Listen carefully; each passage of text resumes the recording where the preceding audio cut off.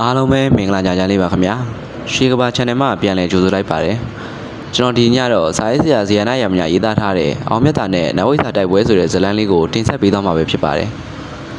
်စီစဉ်လေးမစတင်ခင်မှာကျွန်တော်ရဲ့ YouTube channel လေးကို like and subscribe လုပ်ပြီးအားပေးခဲ့ကြပါဦးခင်ဗျာမိုးတွေတဲချင်းမဲကြီးရွာသွန်းနေတဲ့ညသကောင်အချိန်မှာသပင်ဖားလာချထားတဲ့လူတစ်ယောက်ဟာတင်ញိုင်အုပ်ကူပေါ်မှာငြိမ်သက်စွာတရားထိုင်နေခဲ့တယ်။ထူးဆန်းတာကရှင်ယုံနဲ့ကြာဆင်းနေတဲ့မွေးရည်ဆက်တွေကထိုသူရဲ့ခန္ဓာကိုယ်ပေါ်ကနေရှောင်ဝဲသွားခဲ့ကြတယ်။မကြာခင်ချိန်တွင်ကျွဲတကောင်ဒီပါရှိတဲ့ခွေးနဲ့ကြီးကအုပ်ကူတွေပေါ်ကနေလွှာကနေပြေးလာကတရားထိုင်နေတဲ့သူပေါ်ကိုခုံလိုက်ပါတော့တယ်။တရားထိုင်နေတဲ့သူကသူ့စီခုံလာတဲ့ခွေးနဲ့ကြီးကိုမျက်လုံးကိုဝင့်ကကြီးလိုက်တယ်ဆိုရင်ပဲကြားရဲတကောင်လိုတမ်းမာတဲ့ခွေးနဲ့ကြီးကအုပ်ကူတွေကြားထဲကိုလွတ်ထွက်သွားခဲ့တယ်။တရားထိုင်နေတော့တော်ကြပြီပဲကျွတ်စပင်ဖားလာချထားတဲ့သူကခွေးနဲ့ကြီးကိုရှေ့လို့ပင်မထင်ပဲခါးကြောရှော့နေတဲ့အချိန်တင်းချိုင်းထိပ်မှာရှိတဲ့နိုင်ရဲမေဘေးကနေရက်စီဝေကန်ရှိတဲ့မိမတစ်ယောက်ပေါ်လာခဲ့တယ်။နင်ကမဖဲဝထင်တယ်ငါ့ကိုရံပြဖို့နင်းတဲ့ဘက်ကိုလှုပ်လိုက်တာလား။နင်ကဘာတူလဲငါပိုင်တဲ့ထဲကိုလာရင်ငါ့ကိုခွင့်ပန်ရမယ်ဆိုတာမသိဘူးလား။ငါနင့်ကိုခွင့်တောင်းရမှာပေါ့လေဟုတ်လား။နင်ကကိုယ်စင့်ကိုမသိတဲ့ကောင်မပဲ။မထင်မှန်းထားတဲ့စကားကြောင့်ခါထောက်ရက်နေတဲ့မိမကနှင်မြန်တဲ့အချိန်နဲ့သူ့ရဲ့ကြီးမားတဲ့လက်ဝါးကိုအားကုန်လွှဲလိုက်ပေမဲ့လက်ကဦးကောင်းလုံးကိုထိဖို့တလားလောက်ကွာတွင်ရက်တန့်သွားခဲ့တယ်။နင်းလုံးဆင်းရမြငါ့ကိုလက်ရွယ်ရဲတယ်ပေါ့လေဟုတ်လား။စပင်ဖားလာချထားတဲ့သူကလေဘင်းကိုညှစ်တဲ့ဟန်နဲ့လက်ကိုစုပ်ကင်ပြီးအပေါ်ကိုဆွဲတင်လိုက်ရာရက်စီဘီလောက်ရှိတဲ့မိမကလေပေါ်ကိုမြောက်တက်သွားခဲ့တယ်။ဒီနေ့ဒီချိန်ကစပြီးတက်ရှိလောကကလူတွေရောပရာလောကမှာရှိတဲ့လူတွေရောငါ့ကိုတွေ့ရင်ဒုထောက်ခါစားရမယ်။နောက်တစ်ခါငါ့ကိုမထီလေးသားလုပ်ရင်မီးလောက်တိုင်းသွင်းပြမယ်ကြားလားလို့ပြောပြီးတင်းချိုင်းပြင်ကိုဆွဲပစ်လိုက်တယ်ခဏနေတော့တင်းငိန်တဲ့ခြေနှမ်းတွေနဲ့တင်းချိုင်းပြင်ကိုရှောက်လာပြီးဒီစကူတစ်ခွင်မှာမရဏဆိုတဲ့နမီကြားတာနဲ့အခုကြောက်ရွံ့စေရမယ်ဟဲ့လို့အော်ကကျင်းဝါလိုက်ပါတော့တယ်သူ့နယ်မြေမှာစော်ကားခံလိုက်ရတဲ့မဖဲဝါကအန်ကိုကြိတ်ပြီးမတက်ထားရခါအရှင်သခင်ဖြစ်တဲ့ရေမေကြီးကိုတားလိုက်တယ်ဆိုရင်ပဲသူ့ရဲ့ခန္ဓာကိုယ်ကလုံးစွာခမ်းနားတဲ့ဗိမာန်တစ်ခုတည်းကိုရောက်သွားခဲ့တယ်ဗိမာန်တွင်ကတလွန်ထက်မှာတော့အနိုင်အောင်စိတ်ပီးကိုလက်မကင်ပြီးထိုင်နေတဲ့ရေမေကြီးကိုဖူးမြင်လိုက်ရတယ်။မဖဲဝါလည်းမေကြီးရှိကိုသွားကရှစ်ခိုးလိုက်တဲ့အချိန်ဖဲဝါဘာရေးကိစ္စကြောင့်ငါစီရောက်လာတာလဲ။ကျွန်တော်မျိုးမှပိုင်ဆိုင်ရထားတဲ့နေမီထဲမှာအင်မတန်စောထက်လာတဲ့ဆရာတယောက်ရောက်နေပါတယ်။သူ့ပညာကအစွမ်းကြီးတာမို့ဘလို့မှမရှိနိုင်ပဲရှုံးပေးခဲ့ရပါတယ်မေကြီး။မေကြီးကမဖဲဝါပြောတာကိုငြိမ်သက်စွာနားထောင်ရင်းသူ့နမီကဘလို့ခေါ်လဲတိလာကွယ်သူ့နမီကမရဏလို့ခေါ်တယ်လို့သိရပါတယ်မေကြီးကျန်တဲ့ရွှေရည်စီကရောဒီလူနဲ့ပတ်သက်ပြီးဗာသတင်းကြားသေးလဲအမေကြီးစကားကြောင့်နားမှာခါစားနေတဲ့မေကိုတယောက်ကလက်အုပ်ချီပြီးလွန်ခဲ့တဲ့ရက်နှင်းငယ်ကအမေမင်းဆန်ရှောက်နေထားတာတော့ရှိတယ်အမေကြီးဘာရှောက်တင်လဲပြောပါဦးသူ့ပိုင်တဲ့ထဲကိုမျက်နှာစိမ်းဆရာတယောက်ဝင်လာပြီးပညာမှန်ကိုထိခိုက်အောင်စော်ကားတယ်လို့ပြောပါတယ်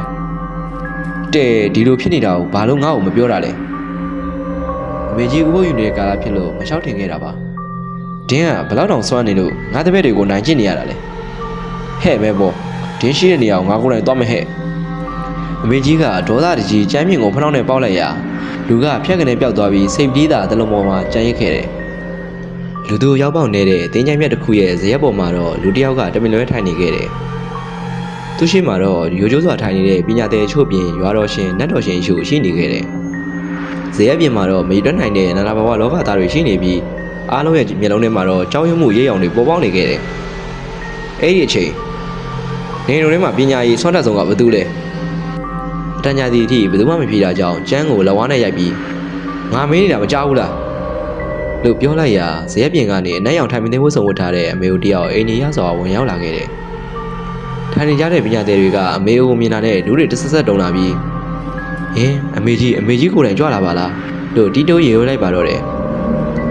ဘသူများလဲလို့ကြည့်နေတာရင်ကြော်ကြီးဖြစ်နေပါလားဟဲ့ငမိုက်သားနေကငါတပည့်သားသမီးတွေကိုဘာကြောင့်ခေါ်ထားရတာလဲခိုင်းရရှိလို့ခေါ်ထားတာပေါ့တင်သာကျုပ်ဖွဲ့တဲ့ဝင်မယ်ဆိုရင်ပထမလိုက်ရုံဖြစ်တတ်မှတ်ပေးမယ်ဆိုပါစကားကြောင့်ရင်ကြော်ရဲ့မျက်လုံးတွေရဲကနေဖြစ်သွားပြီးခန္ဓာကိုယ်တွေကနေလည်းအခိုးငွေတွေတညီထွက်ပေါ်လာခဲ့တယ်ငါလူမတက်တာနှစ်ပေါင်းများစွာကြာနေပြီဒါပေမဲ့ဒီနေ့တော့နင့်ကိုတတ်မှရတော့မယ်ပညာမှန်တွေကဆူးရှာနေတော့မှလားကျုပ်ကိုတတ်မယ်ဆိုလဲတတ်ဗျာ တက်လို့မရရင်တော့ကြုတ်ခိုင်းနေတယ်လို့ရမှာနော်ရေကတော့လေအန်ကိုတင်းတင်းချိတ်ပြီးကျန်းကိုဖနှောင်းနဲ့ပေါက်လိုက်ရဇရက်ထုတ်တန်းတွေပေါ်ကနေမင်းနဲ့နေတဲ့မွေဟောက်အကောင်မောင်းများစွာပေါ်လာခဲ့တယ်ဒါကိုမြင်တော့တင်မရဲထိုင်နေတဲ့သူကမတက်ထရလိုက်ပြီးသူ့ကိုပေါက်မလို့လုံနေတဲ့မွေဟောက်တစ်ကောင်ကိုကောက်ယူကလေဘေးမှာပတ်လိုက်ပြီးပပင်းကိုလက်နဲ့ပုတ်တက်နေခဲ့တယ်တင်းမွေကအကျုပ်ကိုထိခိုက်အောင်မလုပ်ပါလားမင်းမလဲသိပညာဒါကုန်ပဲလားလှုပ်ဆွားလိုက်ရရေကတော့ကခန္ဓာကိုယ်ထဲကနေပညာဆက်တွေဆက်ပြတ်ထုတ်လုပ်ကတိုက်ခိုက်ခဲ့တယ်ပညာဆက်ဘယ်လောက်ပြင်းတယ်လဲဆိုရင်တမိုင်ပတ်လက်မှာရှိတဲ့တစ်ပင်ကြီးငယ်တွေရိမ့်ထိုးကုန်ကြတယ်ဒါပေမဲ့ရှေ့မှာရက်နေတဲ့လူကအပြုံးမပြတ်တဲ့အပြင်လေဘေးမှာပတ်ထားတဲ့မွေဟောင်းနဲ့ပင်စော်ကစားတာမြင်လိုက်ရတယ်ရေကတော့ဆိုပြီးနာမည်ကြီးနေတာအခုတော့လည်းဘာမှမဟုတ်ပါလားကဲနောက်ဆုံးခွင့်ရေးပေးမယ်တင်းရဲ့မွေးစားဖခင်ဖြစ်တဲ့တရားမင်းကိုဆင့်ခေါ်လိုက်ရေကတော့လည်းအဲ့ဒီစကားကြတော့အတန်တွေတုံရင်လာပြီးနင်းဘယ်သူလဲအဖတရားမင်းကိုတော့ဆင့်ခေါ်ရတယ်ဟုတ်လားဟာအရန်အံ့ဩနေတာလားဟဲ့အတွင်း38မိနစ်အပြင်38မိနစ်အခုချက်ချင်းငါရှိဒူးထောက်ဆန်းတို့အမိန်ပေးလိုက်ရမျက်စိရှိမှလည်းအကုန်ရောက်ချလာခဲ့တယ်ဟဲ့အိမ်တွင်းချုပ်နင်တို့ငါအမိန်ကိုလုံးဆန်းနိုင်လားမလုံးဆန်းနိုင်လို့ရောက်လာခဲ့ပြီမဟုတ်လားမန်ကတော့မချသေးပါလားအခုချိန်ကစပြီးနင်တို့အားလုံးငါခိုင်းတဲ့အတိုင်းလုပ်ရမယ်ငါ့ကိုအားခိုင်းရင်စိတ်တော်မကူတဲ့နှိမ့်ဆက်မှုမျိုးခံစားရမယ်ဟဲ့ကြားလားအိမ်တွင်းဖေကြီးကအန်ကိုတင်းတင်းကြိတ်ပြီးမောကြည့်လိုက်ရသူ့ကောင်းကိုရှိန်ဝါပြပြရှိတဲ့နေတပါတက်နေတာခံလိုက်ရတယ်ငါနာမည်ကမရဏလို့ခေါ်တယ်ငါမကြခင်အောက်ဝိဇာချုပ်ဖြစ်တော့မှမို့ငါတပည့်သားသမီးလှုပ်ချင်တဲ့သူတွေငါရှိထွက်လာကြမရဏရဲ့စကားကြောင့်အတွင်း38မိနစ်ပြင်38မိနစ်ကအချို့ကအရှိကိုထွက်လာကြသလိုသူတို့ရဲ့လက်ရင်းငယ်သားအချို့လည်းရှေ့ထွက်လာခဲ့ကြတယ်ရှေ့ထွက်မလာတဲ့သူတွေကိုလက်ပြန်ကျိုးတုပ်ပြီးစက်ကြော်ရာပြင်မှာချုပ်ထားလိုက်စမ်းလို့အမိန်ပေးလိုက်ရအိမ်တွင်းဖေကြီးပါဝင်ပုံကိုအချို့လက်ပြန်ကျိုးတုပ်ခံရတယ်လို့ဖြစ်ကမြင်ကွင်းကနေပျောက်ွယ်သွားခဲ့တယ်မကြခင်ဇရက်ပြင်မှာမျက်စိဆူးရှမတက်အလင်းရောင်တစ်ခုနဲ့အတူနဝတ္တစာအပြည့်စုံဝတ်ဆင်ထားတဲ့နတ်သားတစ်ပါးပေါ်ပေါက်လာခဲ့တယ်မရဏကအယောင်တစ်ဖိဖိထွက်နေတဲ့နတ်သားကိုမြင်တော့အံ့ဩတဲ့မူရနဲ့ကြည့်နေတဲ့အချိန်အတင်လူသားကျွန်ုပ်ဒီကဝတ်သားရီနဲ့ပြည်မှာနတ်သားတစ်ပါးပင်ဖြစ်ပြီးတော့သည်လို့ပြောလိုက်တဲ့အတွက်မရဏကယူကျိုးစွာကြောလိုက်ပြီးအတင်နတ်သားကျွန်တော်မျိုးစီကိုဘလို့အကြောင်းပြကြောင်ကြွားရောက်လာတာပါလဲတင်းအနေနဲ့ကောင်းမှုပြုလို့ရတာထက်မကောင်းမှုပြုလို့ရတာကိုပိုသဘောကျတယ်မဟုတ်ပါလားဟုတ်ပါတယ်မကောင်းမှုပြုလို့ရရင်အဝေးစီငရဲကိုရောက်မိကူလည်းမမှုပါဘူးဒီလိုစိတ်ထားကိုသဘောကျလို့တင်ကျင့်ကြံခဲ့တဲ့ပညာရှင်တွေအောင်မြင်အောင်ကျွန်တော်ကူညီပေးခဲ့တာပဲအခုတင်းကိုတောင်းဝင်တစ်ခုပေးဖို့ရှိတယ်ဘလို့တောင်းဝင်မျိုးလဲဆိုတာမိမရှင်သားသူတော်စင်တွေများပြားနေထိုင်တဲ့မဟာမြိုင်တော်ကိုတင်သိလားကြားဘူးပါတယ်အခုတင်ကအဲ့ဒီနေရာကိုသွားရမယ်မဟာမြိုင်တော်ထဲရောက်ရင်ရွှေစင်းရှိတဲ့ညောင်မင်းကိုဖျက်ဆီးရမယ်ဘလို့ကြောင့်ပြောကြောင့်ဖျက်ဆီးခိုင်းတာပါလဲရှင်သားအဲ့ဒီညောင်မင်းကြောင့်မြေတွက်နိုင်တဲ့သူတွေကျွတ်တရားရကြလိမ့်မယ်ငါကလောဘမောဟဒေါသတွေပြည့်နေတဲ့သူတွေရှိတာပဲသဘောကျတယ်တင်အနေနဲ့ကြောင်ဝင်ကိုယူမယ်ဆိုရင်စိတ်ရှိတိုင်းလှုပ်ဆောင်နိုင်မယ်အစွမ်းတက်တီမျိုးကျုပ်ပေးမယ်အဖျက်မောင်လည်းလုပ်ရမယ်အစွမ်းတက်တီလည်းပေးမယ်ဆိုတော့ဘာလို့မလုပ်နိုင်ရမှာလဲ